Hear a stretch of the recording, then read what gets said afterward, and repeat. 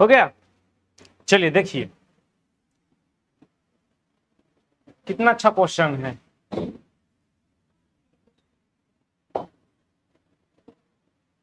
कहता वैक्यूम में कौन ट्रेवल नहीं कर सकता, which among the following can not travel in vacuum.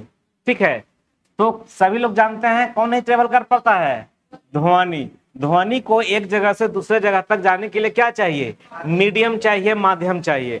और ध्वनि सबसे ज्यादा किस में ट्रेवल करती है, सॉलिड में, लिक्विड में या गैस में, तो सॉलिड में करती है। किस में करती है, सॉलिड में करती है। उसके बाद किस में होती है, लिक्विड में होती है। सबसे कम किस में होती है, गैस में। इस सॉलिड में सबसे ज्यादा क्यों होती है, क्योंकि इसके मॉलिक्यूल्स काफी क्या होते हैं, पास पास होते हैं, नजदीक होते हैं, इसीलिए ध्वनि जो होती है सबसे तेज होता है। और ध्वनि को ट्रेवल करने के लिए, ध्वनि को चलने के लिए, ध्वनि के संचरण को होने के लिए किसी न किसी प्रकार का क्या होना चाहिए, माध्यम होना चाहिए। ठीक है, पूछता क्वेश्चन की ध्वनि कैसी तरंगे हैं, तो कैसी तरंगे हैं जी, अनुप्रस्थ या अनुदैर्घ्य, अनुदैर्घ्य जिसको हम लोग बोलते हैं लॉन्गिट्यूडनल। ठीक है, sound is a longitudinal wave. ठीक है, क्या होता है, लॉन्गिट्यूडनल वेव। और वही जो प्रकाश है, लाइट है, क्या है, अनुप्रस्थ तरंग, जिसको हम लोग इंग्लिश में क्या करते हैं, हाँ, ट्रांसवर्स वेव। ठीक है, इसको हम लोग बोलते हैं अनुप्रस्थ। प्रस्थ से क्या होता है, प्रकाश, ऐसे भी आप लोग याद कर पाइएगा। ठीक है, आगे हम लोग चलते हैं। और ये जितना भी तरंग है, प्रकाश, उष्मा, विद्युत चुंबकीय तरंग, इसमें किसी प्रकार की मीडियम की आवश्यकता नहीं होती है। आगे चलते हैं। कहता है रेडियो तरंगों पर किसी सूचना के अध्यारोपण, the process of superimposing any information on carrier wave is called, क्या कहलाता है। कहता है रेडियो पे जो भी रेडियो तरंगे, जो भी सूचना प्रवाहित होती है, जैसे रेडियो हम लोग बजाते हैं ना, तो उसमें क्या होता है, जैसे जैसे हम फ्रीक्वेंसी को बढ़ाते जाते हैं, हम नया नया चैनल क्या होते रहता है, आते रहता है। तो वही कह रहा है कि तरंगों पर किसी सूचना के अध्यारोपण की प्रक्रिया का क्या नाम है, तो उसको हम लोग बोलते हैं मॉड्यूलेशन। जैसे आप लोग रेडियो रखते होंगे तो एक आता होगा एएम, आता होगा ना, और पीछे से चेंज करने वाला क्या रहता है, एफएम। एक होता है एम्पलीट्यूड मॉड्यूलेशन, एक होता है फ्रीक्वेंसी मॉड्यूलेशन। ठीक है, तो इसका क्या नाम आंसर हो जाएगा, मॉड्यूलेशन। मॉड्यूलेशन के तहत हम किसी रेडियो पर, रेडियो तरंगों को किसी सूचना के अध्यारोपण का प्रक्रिया का क्या नाम है, मॉड्यूलेशन। ट्रांसमिशन से जानते हैं क्या होता है, ट्रांसमिशन से क्या होता है, एक ध्वनि को दूसरे, मतलब ट्रांसमिशन का मतलब हो गया कि यहां पर रेडियो है तो वो रेडियो किसी न किसी ट्रांसमिशन से कनेक्ट है, और वो उसके सिग्नल को क्या करता है, वो चारों ओर फैलाता है, उसको हम बोलते हैं ट्रांसमिशन। तो इसका आंसर क्या हो जाएगा, मॉड्यूलेशन, और इसका आंसर हो जाएगा ध्वनि। आगे चलिए, ये सब बहुत सिंपल क्वेश्चन है। कहता है निम्नलिखित में से किस जीव से अंगोरा ऊन, अंगोरा ऊन, ऊन का जो वैरायटी होता है ना, ऊन, ऊन जिससे स्वेटर वगैरह बनता है, वो अंगोरा ऊन किससे प्राप्त की जाती है, तो ये की जाती है खरगोश से। खरगोश के बाल से बनता है कौन सा ऊन, अंगोरा ऊन। ठीक है, और बकरी के जो बाल से बनता है उसको हम लोग बोलते हैं पश्मीना ऊन, पश्मीना ऊन। ठीक है, ये सिंपल बकरी नहीं होती है जो हम लोग की तरफ मिलता है, ये जो बकरी होती है तिब्बत और लद्दाख के क्षेत्रों में पाया जाता है। ठीक है, उसके बाल से हम लोग पश्मीना ऊन बनाते हैं, और खरगोश के बाल से क्या बनाते हैं, अंगोरा ऊन। भेड़ के बाल से क्या बनाते हैं, कौन सा ऊन, को जानते हैं,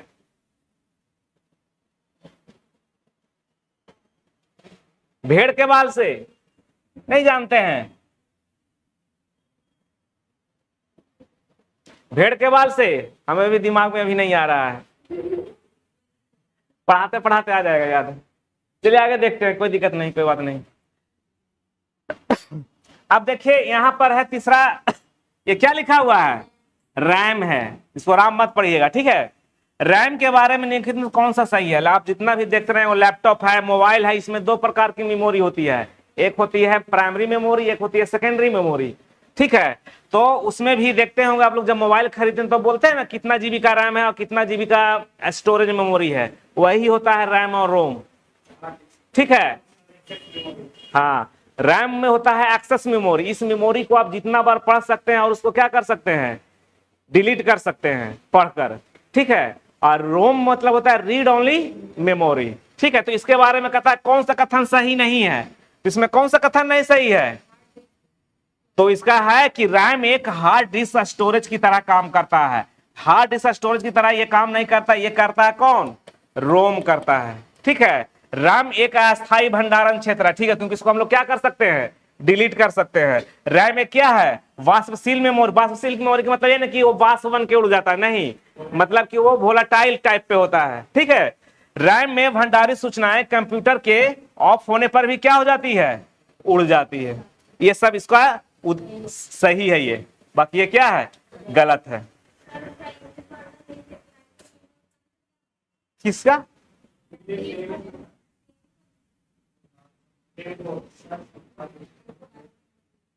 टेम्पो, ये वाला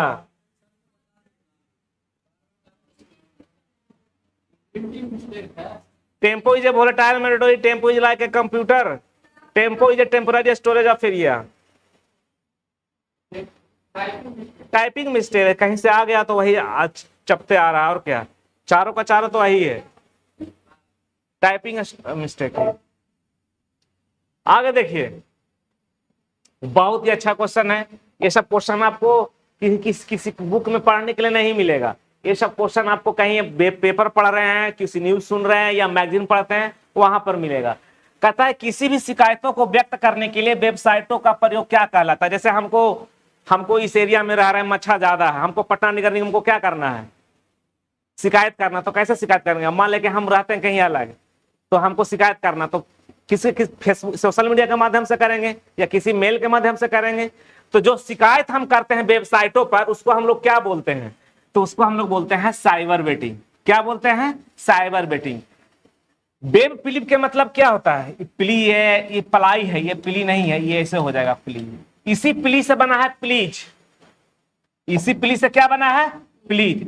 तो प्लीज कर किसी को बोलते हैं प्लीज आइए, उसको उसका अर्थ क्या हुआ, उसके लिए आप क्या करते हैं, प्लीज का मतलब क्या होगा इंग्लिश हिंदी वर्ड, अनुमोदन करते हैं, अनुनय करते हैं, विनय करते हैं ना। तो कभी कभी आप फेसबुक खोलते हैं तो देखते होंगे ना कि कोई लड़का बहुत ज्यादा गंभीर है, कृपया हमारे पोस्ट को लाइक कीजिए, सब्सक्राइब कीजिए, आपका एक लाइक हमारा 50 पैसा देगा, 1 रुपया देगा। तो वो क्या है, आपसे प्लीज कर रहा है, आपसे अनुनय कर रहा है, विनय कर रहा है। तो उसको हम लोग क्या बोलेंगे, वेब प्लीज बोलेंगे। क्या बोलेंगे, वेब प्लीज बोलेंगे। एक है वेब हेट, जैसे जो भी नकारात्मक सूचनाएं होती है, देखते हैं ना कितना हिंसक सूचनाएं प्रसारित होती है व्हाट्सएप के माध्यम से या फेसबुक के माध्यम से या इंस्टाग्राम के माध्यम से, होता है ना। मान लिया कि ये घटना, यहाँ पर कोई हुड़दंग का घटना पेज में डाल दिया, तो वो सब जो सूचनाएं होती है, वो सब जो इंफॉर्मेशन होता है, वो हिंसक जो वाला होता है, उसको हम लोग क्या बोलते हैं, वेब हेट बोलते हैं। ओके, समझ में आ रहा है ना सारा चीज। इसका आंसर क्या हो जाएगा, साइबर वेटिंग। अगला है 94 नंबर क्वेश्चन में कि चावल का वैश्विक जीन बैंक कहां स्थित है। मतलब चावल का एक जीन बैंक है, ठीक है, वो कहां स्थित है, तो वो कहां पर स्थित है आपका है, फिलीपींस में। तो स्टैटिक क्वेश्चन है। ओके, तो चावल का वैश्विक जीन बैंक कहां पर है, फिलीपींस में। जितना तरह का चावल का जो वेराइटी है, उसका एक जीन बना के क्या किया गया है, स्टोरेज किया गया। जैसे एक बैंक है ना, बैंक का क्या काम क्या है, स्टोर करना। किसका स्टोर करना, पैसे का स्टोर करना। वो पैसा किसी के रूप में भी हो सकता है, गोल्ड के रूप में भी हो सकता है, करेंसी के रूप में भी हो सकता है, ठीक है, बहुत सारा बॉन्ड के रूप में हो सकता है, स्टॉक के रूप में हो सकता है।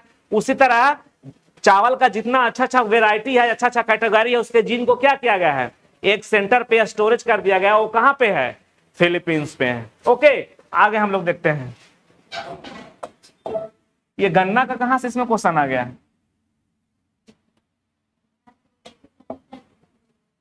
पता नहीं इसका क्या आंसर होगा। अच्छा, क्या बोलता है, sugarcane is low photoperiod plant, high photoperiod plant, indifferent photoperiod plant.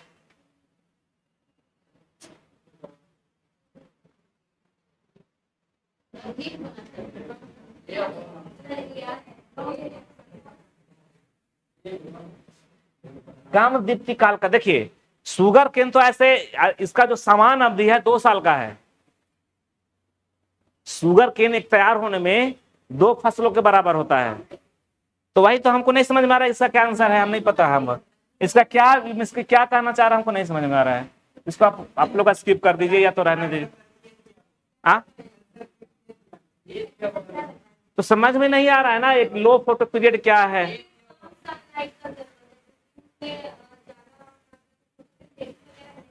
वो कहना चाह रहा है ये।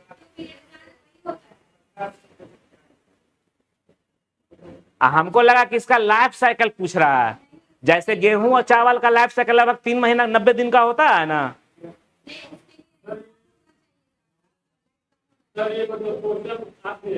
नहीं, सब कहीं से लाए होंगे।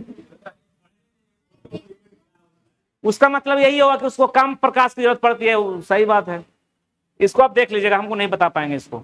आगे देखते हैं, ये बता पाएंगे कि मक्के के भ्रूण पोष में, जैसे हम लोग को मानव में क्रोमोसोम की संख्या कितनी होती है, 46 होती है ना, टोटल 46। अगर पेयर में पूछेगा तो कितना हो जाएगा, 23। लेकिन इसमें कितना होता है, इसमें होता है 30।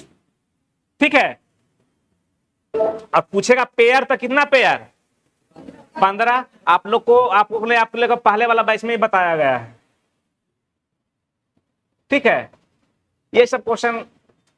व्यावसायिक खाने वाले जो गेहूं होता है, निम्नलिखित में से कौन सी जीनोमिक स्थिति पाई जाती है। ये होता है ABD जीनोम। जैसे हम लोग में XY जीनोम है ना, XY क्रोमोसोम है ना, और ये सब जो है ना एक्चुअली जो ये सब जो व्यावसायिक रूप से जो गेहूं होता है वो लैब में तैयार होता है, और वो लैब में जो तैयार होता है तो उसका नाम है ABD जीनोम। ठीक है, इसको याद ही कर लीजिए, ABC जीनोम, ABD जीनोम होगा। हाँ? डी ना, ABD genome. Genome A, genome B या जीनोम D अलग अलग जीनोम है, वो तीनों को मिक्स करके ये बनाया गया है। ठीक है, ये देखिए ठीक क्वेश्चन है। कह रहा है कि क्षारीय भूमि को सुधारा जा सकता है। आप इतना ज्यादा उर्वरक का जो प्रयोग करते हैं जिससे आपका खेती क्या हो जाती है, आपका खेती क्षारीय हो जाती है। ठीक है, बेसिक नेचर का हो जाता है। तो उसके लिए किसका प्रयोग करते हैं, तो अपने खेतों में किसका प्रयोग कर दीजिए, जिप्सम का प्रयोग कर दीजिए। और जिप्सम का फार्मूला क्या होता है, CaSO4 इंटू 2H2O। अगर यही हम हाफ H2O कर देंगे तो क्या हो जाएगा, प्लास्टर ऑफ पेरिस POP कहलाएगा। ओके, आगे हम लोग देखते हैं। हाँ, जिप्सम वाला होगा आंसर इसका। आगे हम लोग देखते हैं 99 क्वेश्चन। जिप्सम अम्ल नहीं है, जिप्सम एक प्रकार का क्या उसको बोल सकते हैं, अरे जिप्सम अम्ल नहीं है, जिप्सम एक प्रकार का कंपाउंड कह सकते हैं। ठीक है, क्या है, एक प्रकार का कंपाउंड है, यौगिक है। ठीक है, क्योंकि नहीं, वो प्लास्टर ऑफ पेरिस होता है। क्लास में हमने बताया था कि जब पाम टूटेगा तब आपका पाम दो पाम से कितना पाम हो जाएगा, 1 पैर हो जाएगा, तो हाफ हो जाएगा वो। ठीक है, इसका क्या formula, CaSO4 into 2H2O, CaSO4 into half H2O। तो आपका पैर टूटता तो क्या होता है, प्लास्टर लगता है कि नहीं लगता है, तो प्लास्टर लगता है तो ये प्लास्टर वाटर जो होता है क्या हो जाता है, आधा हो जाता है। ऐसे करके हम बताए थे, याद रखिएगा, क्योंकि दोनों में बहुत कंफ्यूजन होता है। हाँ, 2 पैर से आधा पैर हो गया, उस पर प्लास्टर लग गया। ठीक है, आगे कहता है कि वायुयान में ब्लैक बॉक्स का क्या रंग होता है। आखिर ब्लैक बॉक्स होता है क्या, जब भी कोई वायुयान दुर्घटनाग्रस्त हो जाता है तो उस दुर्घटनाग्रस्त क्यों हुआ उसका स्टडी किया जाता है। क्या टेक्निकल फेल्योर था, क्या कोई छेड़छाड़ किया गया था, ये सारी जो टेक्निकल जो इश्यूज होती हैं वो किससे पता चलता है, वो ब्लैक बॉक्स से होता पता। अगर कोई जैसे हेलीकॉप्टर वगैरह हो गया, या कोई मिसाइल नहीं कह सकते उसको, क्या बोलते हैं, जेट प्लेन हो गया, या फाइटर प्लेन हो गया, या जो यात्री को ढोने वाला प्लेन हो गया, ये सब अगर दुर्घटनाग्रस्त होता है तो सबसे पहले क्या खोजने की कोशिश की जाती है, ब्लैक बॉक्स खोजने की कोशिश की जाती है। अगर वो ब्लैक बॉक्स पता चल जाता है तो उससे हमारा कैसे ये क्रैश हुआ उसके बारे में हम लोग बेहतर क्या कर सकते हैं, जानकारी ले सकते हैं। तो ये ब्लैक बॉक्स जो होता है किस कलर का होता है, नारंगी कलर का होता है। ये बहुत इंपॉर्टेंट क्वेश्चन है, ज्यादा पूछता है रेलवे में, SSC में पूछा जाता है क्वेश्चन ये। ठीक है, पूछने का तो कोई भी क्वेश्चन पूछा जा सकता है, कोई थोड़ा ना कि ये स्पेशल है कि ये पूछा जाएगा रेलवे में ही। इसलिए बनाया जाता है कि ताकि वो क्या करे, आसानी से जलने के बाद भी वो ब्लैक ना रह जाए। नहीं, उसके लिए नारंगी ही है, ऐसा तो कुछ कलर ऐसा। क्या चीज बोल रहे हैं आप? हाँ, ये हो सकता है, आप सही बोल रहे हैं कि अगर किसी, तो हमको तो नहीं लगता कि कोई ट्रांसपोर्टेशन में ब्लैक जो इसका कलर ब्लाइंडनेस है उसको रिक्रूटमेंट होता है। ये रीजन हम आपका मान लेते हैं, सही बात है, हमने भी पढ़ा है। हाँ, लेकिन ऑरेंज कलर सभी के लिए विजिबल होता है, लेकिन आपको लगता है कि जो ऐसा जहां पे लाइटिंग का प्रयोग होता है वहां पे कलर ब्लाइंडनेस को रखा जाता होगा? हाँ हाँ हाँ, ठीक है, आगे देखते हैं। ये तो सब किसके सुख, ड्राई आइस किसको कहते हैं तो सब लोग जानते हैं, ठोस कार्बन डाइऑक्साइड को, इसको पकड़ने की जरूरत नहीं है ज्यादा। आगे देखिए, कहता है रेडियोधर्मी पदार्थ प्रदूषण, जैसे हम लोग भोपाल में हुआ था ना, क्या निकलने लगा था, मिथाइल आइसोसाइनेट निकला था, या हिरोशिमा पर या नागासाकी पर अमेरिका वाले क्या पटक दिए थे, बम पटक दिए थे, तो उससे क्या निकला था, रेडियोधर्मी पदार्थ निकला था ना, रे निकला था ना।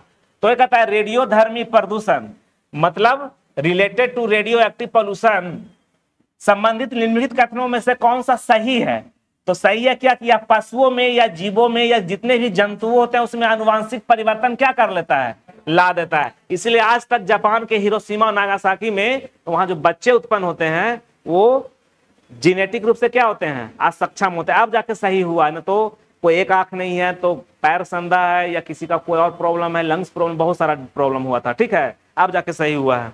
कहा जाता है कि अगर किसी क्षेत्र पे रेडियो एक्टिव जैसे रे निकल गया या प्रदूषण हो गया तो 40 साल तक वहां पे खतरा रहता है। 40 साल के बाद वो क्या हो सकता है, फिर उसका प्रभाव खत्म हो जाता है। तो यह पशुओं में आनुवांशिक परिवर्तन लाता है, एकदम सही है।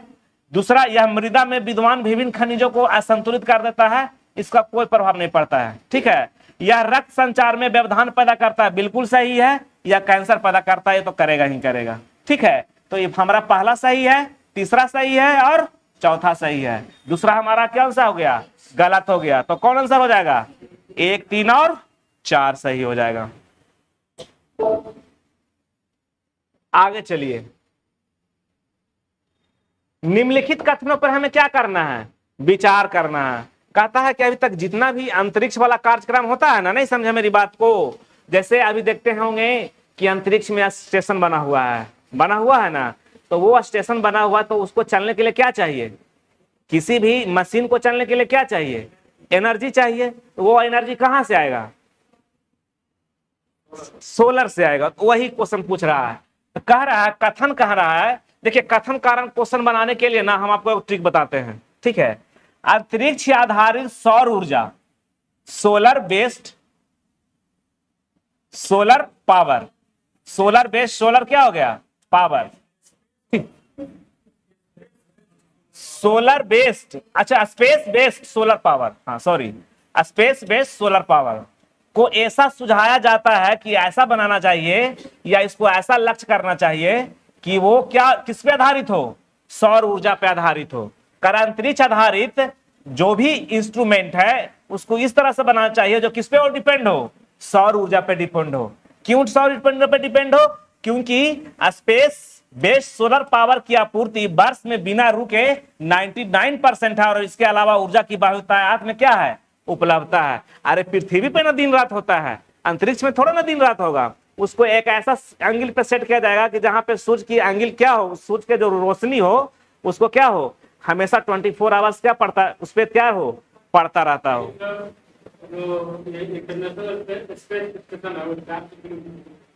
हाँ, तो क्या दिक्कत हो गई, हाँ, ऊपर वैसा ऐसा सेट करेगा कि उसी एंगल में घूमता रहेगा जिस एंगल में वो सेट करेगा, ठीक है। तो कहता है, तो नीचे के जो कथन में क्या कर रहा है, नीचे कूटों का उपयोग करते हुए सही उत्तर चुनिए। कहता है ए और आर दोनों सही है तथा ए का क्या है, सही स्टिपीकरण है। ऐसा जब भी क्वेश्चन होवे तो यहां पर क्या लगा देना अपने मन से, हमेशा बताते हैं क्योंकि लगा देना है, क्या लगा देना है, क्योंकि। अगर दोनों स्टेटमेंट एक दूसरे के लिए मतलब जरूरत है, स्वतंत्र नहीं है, एक दूसरे से रिलेटेड है, तब हमारा ये वाला आंसर हो जाएगा। नहीं तो कभी कभी क्या होता है, क्या कथन भी सही है और कारण भी सही है, लेकिन इसका स्पष्टीकरण नहीं हो पाता है। ठीक है, जैसे देखिए अब इसका सेंटेंस बनाइए।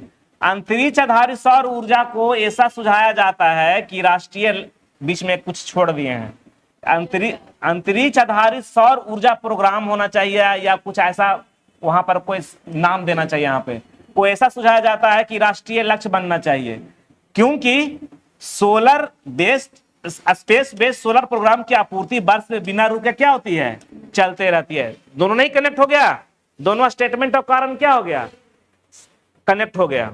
ठीक है, आगे चलते हैं। तो ये सब क्वेश्चन कहां मिलेगा, ये सब क्वेश्चन तो आप खुद बना सकते हैं। आप इतना आपको क्या होना चाहिए, प्रेजेंट ऑफ माइंड या इतना इंटेलेक्चुअल आपको खुद हो जाना होगा। ठीक है, जो यूपीएससी का क्वेश्चन होता है, जो सिलेक्शन पाता है ना, वो 30 ही 40 क्वेश्चन उसको बना पाता है, 30 से 40 क्वेश्चन। बाकी 15 से 20 क्वेश्चन है, उसके पास खुद का वो क्या हो जाता है, उतना डेवलप हो जाता है ये क्वेश्चन को क्या आंसर आएगा। ठीक है, क्योंकि पढ़ते पढ़ते जैसे आप इतना बड़ा हो गए तो आपको ये तो पता हो गया होगा ना कि खिड़की से नीचे कूदेंगे तो हमको क्या हो जाएगा, दांत मुंह सब टूट जाएगा। इतना आपको तो पता हो गया। बच्चा को क्या पता, बच्चा को खड़ा रखेंगे तो क्या हो जाएगा, कूद जाएगा। इतना तो समझ में आ गया। तो उसी तरह तैयारी करते करते आपको कुछ ऐसा क्वेश्चन होगा जो कहीं नहीं पढ़ने के लिए मिलेगा, लेकिन आपको उतना समझ में खुद क्या हो जाएगा, विकसित हो जाएगा पढ़ते पढ़ते। ठीक है, ये क्वेश्चन देखिए कितना आसान है। कह रहा है दूरदृष्टि दोष वाले व्यक्ति के संबंध में निम्नलिखित कथनों में से कौन सा कथन एक सही नहीं है। तो देखते हैं क्या है। सबसे पहले समझिए कि दूरदृष्टि दोष कहते किसको है। दूर की वस्तु को आसानी से क्या कर पाते हैं, देख पाते हैं, लेकिन निकट की वस्तु को नहीं देख पाते हैं। तो क्यों दूर की वस्तु को देख पाते हैं, निकट की वस्तु को नहीं देख पाते हैं? क्योंकि हमारा जो इमेज बन रहा है रेटिना पे न बन के कहां बन रहा है, आगे बन रहा है। क्योंकि हमारा इमेज आंखों पर रेटिना पर न बनता है। अगर रेटिना पर बन रहा है इसका मतलब हमारा आंख सही है। तो जब हमारा मान लिया कि ये रेटिना है और हमारा बनना चाहिए इमेज यहाँ पे, और यहाँ पे इमेज न बन के कहां बन रहा है, ये इमेज आगे बन रहा है। तो दूर वाला तो देख रहा है, नजदीक वाला देख रहे हैं, क्योंकि वस्तु यहाँ पर तो रे तो ऊपर से नीचे में जा रहा है। और हम लोग जानते हैं कि इमेज बनने के लिए दो रे आपस में क्या होना चाहिए, क्रॉस होना चाहिए। जहां पे क्रॉस होता है वहीं पे क्या होती है, इमेज बनती है। ठीक है, तो दूरदृष्टि दोष के लिए इमेज हमारा रेटिना से क्या होता है, आगे बनता है। तो हमारा गलत स्टेटमेंट करना है। ठीक है, तो व्यक्ति दूर के पिंडों को स्पष्ट देख सकता है, गलत है कि सही है? सही है, क्योंकि दूर की वस्तु को देख पाता है, निकट की वस्तु को नहीं देख पाता है। लेंस का जो फोकल लेंथ है क्या हो जाता है, अधिक होता है। लेंस यहाँ लगा हुआ, देखिए फोकल लेंथ कहां चला गया, तो अधिक होता है। ये भी क्या है, सही है। निकट के पिंडों का प्रतिबिंब रेटिना का क्या होता है, पीछे फोकस होता है। ये भी हमारा क्या है, सही है। इस दोष को ठीक करने के लिए किस लेंस का प्रयोग होता है, क्योंकि दूर दृष्टि के दोष के लिए उत्तल लेंस लगता है और निकट दृष्टि दोष के लिए अवतल लेंस लगता है। तो ये स्टेटमेंट हमारा क्या है, गलत है। और यही पूछ रहा था कि कौन स्टेटमेंट गलत है। तो हमारा आंसर कौन हो जाएगा, डी हो जाएगा। आगे चलते हैं। 104 नंबर क्वेश्चन क्या कहता है। फ्रीजर तो सब देखे होंगे, फ्रिज खोलिएगा तो सबसे ऊपर वाला एक छोटा सा चैम्बर रहेगा, उसी को हम लोग क्या बोलते हैं, फ्रीजर बोलते हैं। तो कहता है यदि फ्रीजर पर क्या हो जाती है, बर्फ इकट्ठी हो जाती है, तो रेफ्रिजरेटर में शीतलन बुरी तरह से क्या हो जाती है, प्रभावित हो जाती है। मतलब आपका फ्रिज ठंडा ही नहीं होगा। क्या होगा, फ्रिज ठंडा ही नहीं होगा। क्यों, क्योंकि फ्रीजर पर क्या जम जाता है, बर्फ जम जाता है। तो क्यों नहीं ठंडा होता, वही देखा जाए, वही उसका कारण बताया हुआ। कारण सही है कि नहीं, ढूंढने की प्रयत्न करते हैं। कहता बर्फ जो होता है, आइस जो होता है, उष्मा का क्या है, दुर्बल चालक है, पुअर कंडक्टर है। और ये भी हमारा कारण क्या है, सही है। और कथन भी हमारा क्या है, सही है। और कारण जो है कथन का क्या है, सही स्पष्टीकरण है। तो ए और आर दोनों सही है, और ए का सही स्पष्टीकरण आर है। ठीक है, एक चीज बताइए, हम लोग फ्रीजर में कूलेंट के रूप में किसका प्रयोग करते हैं, किस गैस का प्रयोग करते हैं, बताया हुआ है नॉन मेटल में। सीएफसी गैस तो निकलता है उससे। अमोनिया होता है हमारे फ्रिज के अंदर तापमान को मेंटेन करने के लिए। और कूलेंट के रूप में होता है फ्रियोन गैस, हमेशा याद रखिएगा फ्रियोन गैस होता है। नोबेल वाला पढ़ा रहे थे 18वां ग्रुप तो उसमें बताए थे। आगे लिखिएगा, आगे चलिएगा। कर है वायु से भरे गुब्बारों में हीलियम को हाइड्रोजन की अपेक्षा क्या देती है, वरीयता दी जाती है। तो बहुत सिंपल क्वेश्चन है, क्योंकि इसकी डेंसिटी क्या होती है, कम होती है। हाइड्रोजन की अपेक्षा हीलियम की डेंसिटी क्या होती है, कम होती है, अधिक कम डेंसर होता है, इसलिए इसका प्रयोग हम लोग करते हैं। इसका आंसर कौन हो जाएगा, 105 का डी हो जाएगा। हाँ बोलिए ना, आगे देखते हैं।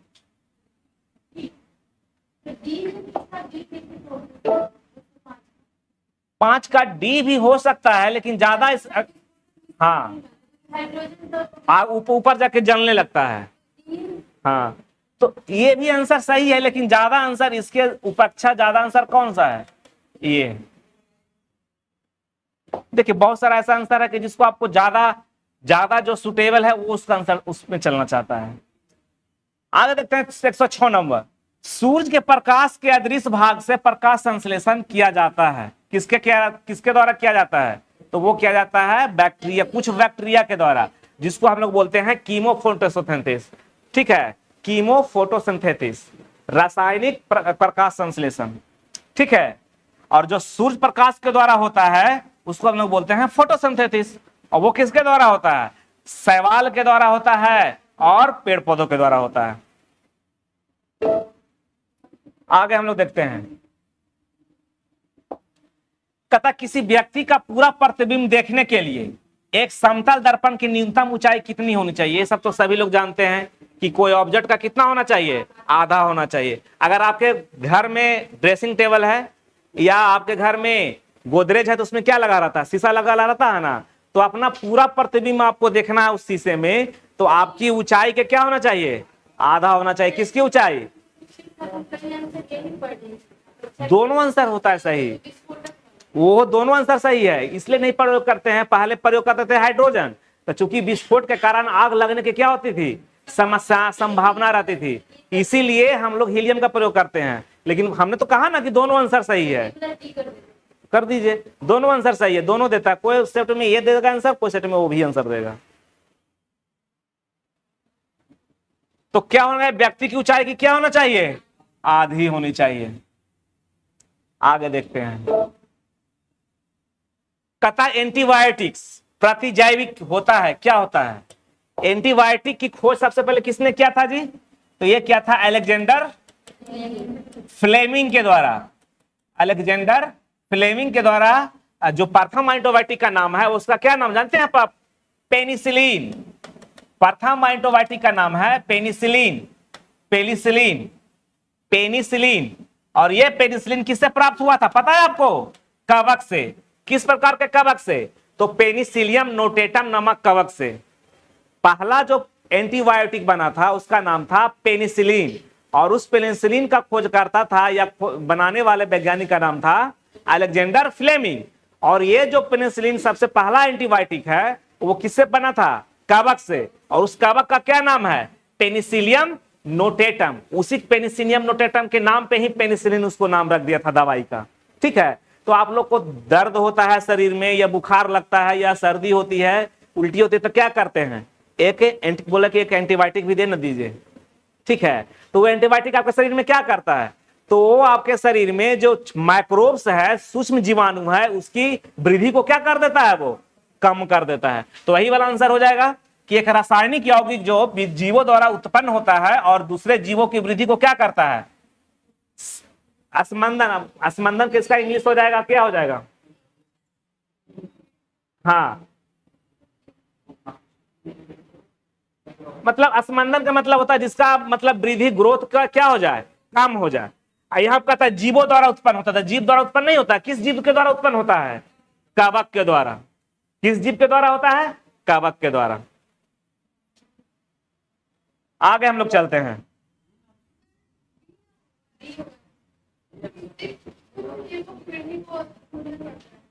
जीवों द्वारा संश्लेषित यौगिक,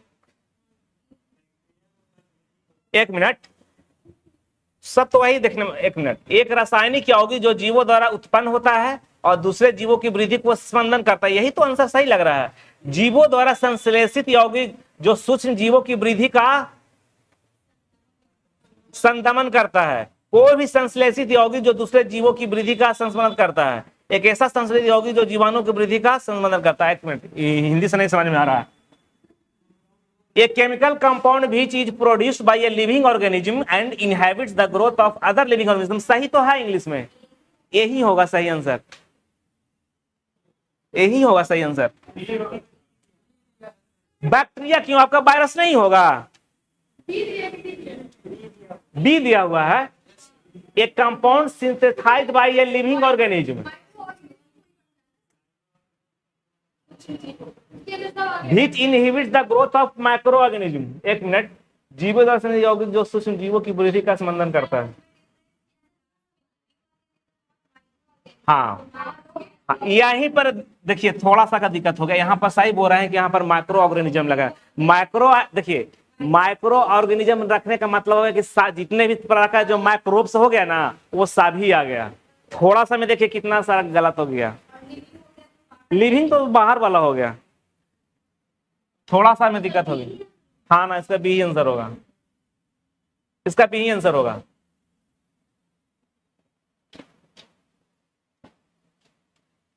आगे देखिएगा, कह रहा है कि निर्वात में रखे एक विद्युत तापक में लगातार विद्युत धारा प्रवाहित की जाती है। जैसे आप लोग ठंडा में इंडक्शन देखे हैं ना, हीटर जिसको हम लोग बोलते हैं, अगर उसको हम ऐसा जगह रख दे जहां पे कैसे क्या हो, वैक्यूम्स हो, निर्वात हो, और उसमें हम लोग क्या करते हैं, इलेक्ट्रिक करंट दे रहे हैं, तो कह रहा है क्या होगा, क्या होगा बताइए।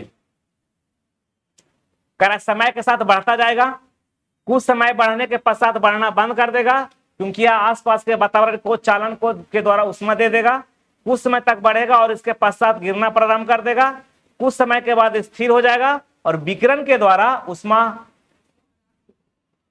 कुछ समय के बाद स्थिर हो जाएगा, क्योंकि विकिरण के द्वारा उष्मा ह्रास के कारण। एक minute, will become stable after some time due to heat loss by radiation। ये बिल्कुल सही हो जाएगा आंसर इसका। कौन सा आंसर इसका सही हो जाएगा? आप क्यों सही हुआ कौन बताएंगे?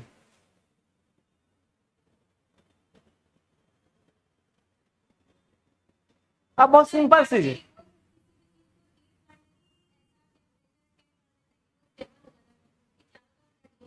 बस सिंपल सा लॉजिक है।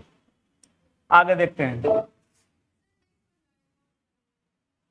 क्या इसमें समझ में नहीं आया? देखिए देखिए, एक चीज बताइए, एक चीज समझिए। एक सूरज भी है, जहां सूरज होगा वहां भी क्या होगा, निर्वात ही होगा ना। तो वहां से यहां एनर्जी आ रही है कि नहीं आ रही है? सूरज के अनुसार ही ना होना, पृथ्वी गर्म है, हम लोग गर्म हैं। अगर सूरज ना रहता तो हम लोग क्या होते, हम लोग रहते ही नहीं। मतलब ठंडा होता है एक तरह से, मान के चलिए रात ठंडी होती है ना, और दिन क्या होती है, गर्मी होती है। तो उष्मा का संचारण बहुत विधि से होता है। एक को हम लोग बोलते हैं चालन विधि, एक को हम लोग बोलते हैं संवहन विधि, और एक को हम लोग बोलते हैं विकिरण विधि। ठीक है, क्या बोलते हैं, विकिरण विधि। तो जो निर्वात में उष्मा का संचरण होता है, उष्मा का ट्रांसफर एक बॉडी से दूसरे बॉडी में होता है, वो कहां पे होता है, वैक्यूम में होता है। क्या में कहां पे होता है, वैक्यूम में। अरे हमारे पृथ्वी के वायुमंडल से बाहर जाएगा तो क्या है, वैक्यूम ही है ना। लेकिन फिर भी सन से हमें हीट आ रही है कि नहीं आ रही है, यानी कि वो होता है रेडिएशन। जो वैसा उष्मा का ट्रांसफर जिसमें किसी भी माध्यम की आवश्यकता नहीं होती है, उसको हम लोग क्या बोलते हैं, रेडिएशन। क्या बोलते हैं, रेडिएशन, विकिरण। तो सूर्य से कभी भी क्वेश्चन पूछेगा कि सूर्य से जो हमें उष्मा प्राप्त होती है किस विधि के द्वारा होती है, तो रेडिएशन विधि से। किस विधि से, रेडिएशन विधि से। वही हम समझाना चाह रहे हैं, विकिरण का पहले समझिएगा, अर्थ वही है ना। तो ये कह रहा है कि कुछ समय के बाद स्थिर हो जाएगा, क्योंकि उसके आसपास का जो टेम्परेचर हो जाएगा किसके बराबर हो जाएगा, जिस चीज में आप इलेक्ट्रिक करंट को क्या कर रहे हैं, प्रवाहित कर रहे हैं। ठीक है,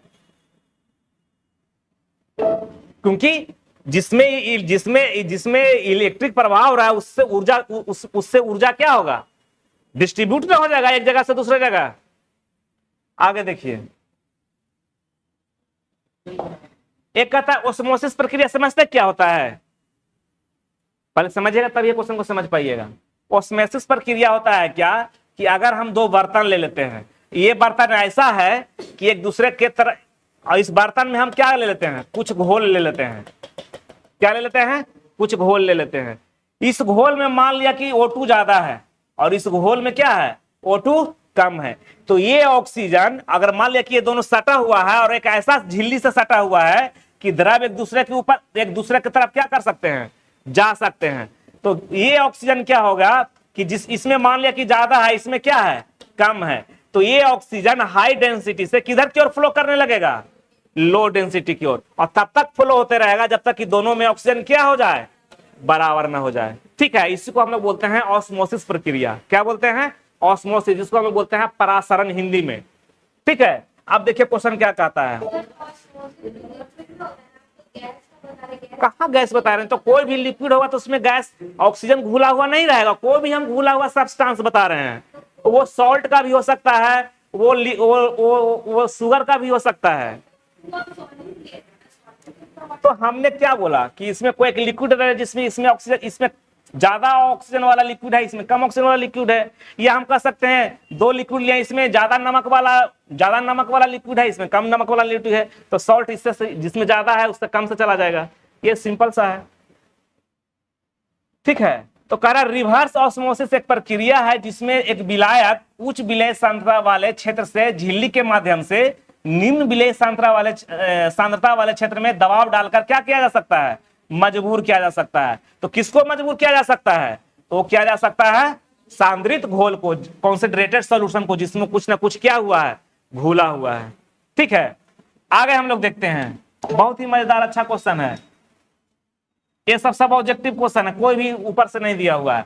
कहता है कि निम्नलिखित किस समूह का पौधा समुद्री जल के प्रति सबसे कम अनुकूलन दिखाएगा। कम अनुकूलन का मतलब क्या हो गया, कम एक होता है अनुकूलन, मतलब उसके हिसाब से अच्छा है, और कम अनुकूलन का मतलब क्या हो गया, लीस्ट। जैसे कोई ठंडा ज्यादा पसंद करता है, कोई क्या करता है, कोई ऐसा पौधा है जो ठंडा में ज्यादा ग्रो करता है, और कोई ऐसा पौधा है जो क्या करता है, गर्मी वाला पौधा गर्मी में ज्यादा ग्रो करता है, होता है ना। तो किसी पौधा को टेम्परेचर कम पसंद है, किसी को ज्यादा पसंद है। तो कह रहा किस समूह का समुद्री जल के प्रति कम अनुकूलन दिखाएगा। कौन प्लांट किंगडम कोई पढ़े हैं यहाँ पे, प्लांट किंगडम पढ़े कि नहीं कोई। हमने बताया था कि प्लांट किंगडम दो तरह के होता है, उसका दो टाइप्स होता है, एक को क्रिप्टोगैम्स बोलते हैं, एक को फेनेरोगैम्स बोलते हैं। ठीक है, फेनेरोगैम्स उसको बोलते हैं जिस पौधे में फल फूल और बीज लगते हैं, और जिसमें नहीं लगते उसको क्या बोलते हैं, क्रिप्टोगैम्स बोलते हैं। तो ये जो आप लोग नहीं पढ़े होंगे तो हम यहाँ तो पढ़ाएंगे ही। तो फेनेरोगैम्स के ही ये जिम्नोस्पर्म, एंजियोस्पर्म और ब्रायोफाइटा, ये सब पार्ट है। तो इसमें कौन आंसर हो जाएगा, एंजियोस्पर्म। इसके ज्यादातर जो पेड़ पौधे होंगे या जीव होंगे वो ज्यादातर फ्रेश वाटर में मिलेंगे, मैरीन वाटर में नहीं मिलेंगे। ठीक है,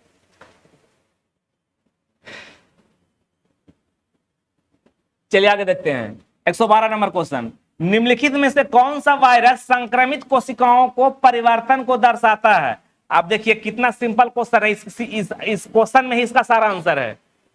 इस क्वेश्चन में ही इसका क्या है, सारा आंसर छुपा हुआ है। देखिए कैसे कह रहा है, कौन सा वायरस संक्रमित, मतलब कोशिकाएं, मतलब कह रहा है कि वायरस से संबंधित होने वाला रोग बताइए।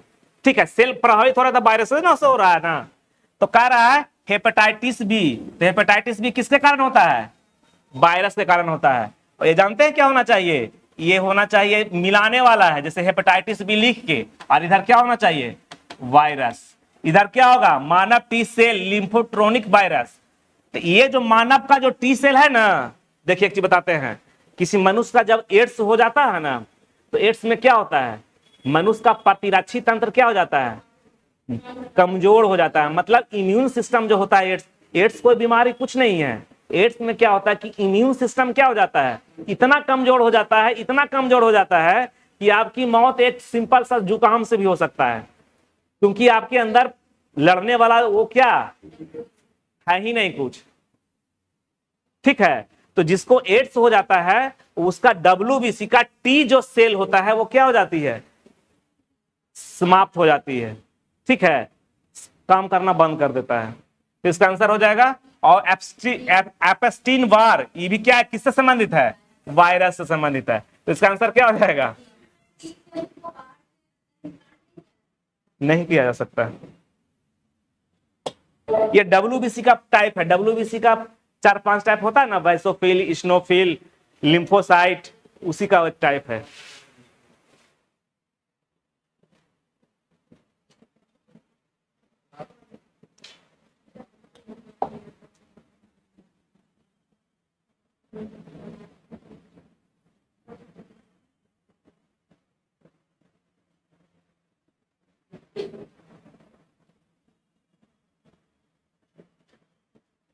ये क्वेश्चन को स्किप कीजिए, नहीं समझ में आ रहा है।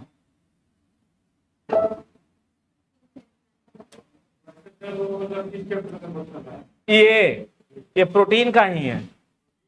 हाँ, जिसमें अमीनो एसिड बनता है ना, हमने बताया था ना कि अमीनो एसिड, बहुत सारे अमीनो एसिड, किसी भी प्रोटीन का निर्माण किससे होता है? अमीनो एसिड से होता है। बहुत सारे अमीनो एसिड बनते हैं तो क्या चीज का निर्माण होता है? पेप्टॉन का होता है। फिर बहुत सारे पेप्टॉन मिलते हैं तो पेप्टाइड होता है, तब जाके हमारा प्रोटीन का निर्माण होता है। ये सब तो सिंपल क्वेश्चन है। 20 + 15 - 20 × 15 बटा क्या हो जाएगा? 20 × 100, 5 × 15, 20 15 कितना हो गया? 35 - 3 बराबर क्या हो गया? मैथ थोड़ा ना बताना है।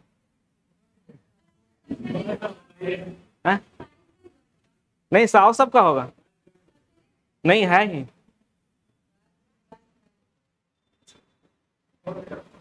ये तो बहुत आसान है, साइन मैथ का क्वेश्चन खत्म हो गया।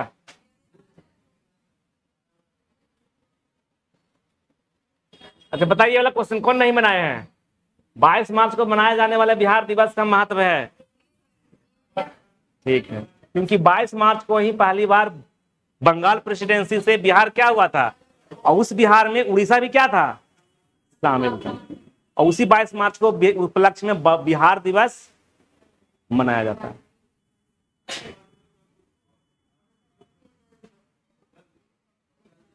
जल दिवस, वाटर डे। अब 22 अप्रैल को हो जाएगा विश्व अर्थ डे। 22 अप्रैल वर्ल्ड अर्थ डे, पृथ्वी दिवस। 22 मार्च को जल वाटर डे।